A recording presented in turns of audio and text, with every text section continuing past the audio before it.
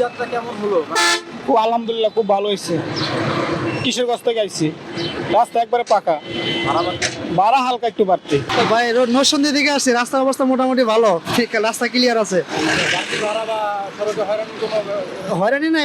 ঈদের সময় তো অল্প একটু বাড়তি নিবো, এটাকে কোনো ব্যাপার না। ভাড়া দ্বিগুণ।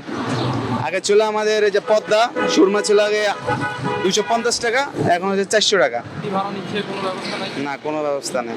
আমাদের এখানে গরিপুর থেকে আপনার ঢাকা গুলিস্তান পর্যন্ত আপনার 150 টাকা ভাড়া নেয় আর কি। আগে ঈদের আগে ভাড়া সচরাচর নিত, কিন্তু এখন 200 টাকা দিয়ে আসতে হয়েছে আর কি। কারণটা আসলে এটা উপলক্ষ, ঈদ উপলক্ষে তারা একটু বাড়িয়ে নেয়। এটা মানে এটা তাদেরকে জিজ্ঞেস করলে যে ঈদ উপলক্ষে ভাড়া বেশি নিচ্ছে আর কি।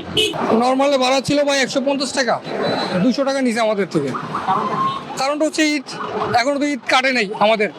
ফেরার পথে কিছু দেখি না, যাওয়ার পথে তো আমাদের একটা ভুক্তভোগীদের কাছে তাদের যে একটা ইয়া ছিল, তখন একটা আইন ছিল, এরকম কিছুই না।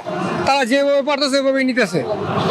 হ্যাঁ, এই হলো হিসাব আর কি। আমরা সাধারণ জনগণ এরকমই, যাওয়ার পথেও নিচ্ছে, আসার পথেও নিচ্ছে, আমরা দিতে হচ্ছে, কিছু কথা নেই, বাধ্যতামূলক আমাদের দিতেই হবে। বাড়তি ভাড়া 50 টাকা নিচ্ছে, আগে 250 টাকা ছিল লাকসাম থেকে, এখন 300 টাকা নিচ্ছে। ভাড়া বাড়তে 160 টাকা ভাড়া 200 টাকা নিচ্ছে। যানজট ক্লিয়ার আছে, যানজট সমস্যা নাই।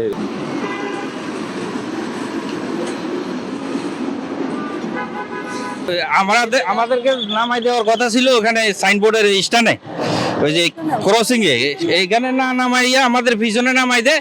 এখান থেকে কোনো সিএনজিও নাই, অটোও নাই, কোনো কিছু নাই। আমাদের এইভাবে হয়রানি করা হচ্ছে। ঘরে বসেই ট্রেড করতে চান? তাহলে আমরা দিচ্ছি তার বেস্ট সলিউশন। মার্কেটের সব প্রয়োজনীয় তথ্য জানা থাকলে বিনিয়োগের যাত্রা হয়ে ওঠে আরো সহজ। তাই আপনার সফলতার সম্ভাবনাকে কাজে লাগাতে ডাউনলোড করুন দেশের নাম্বার 1 ট্রেডিং অ্যাপ গিফটিফাস্ট।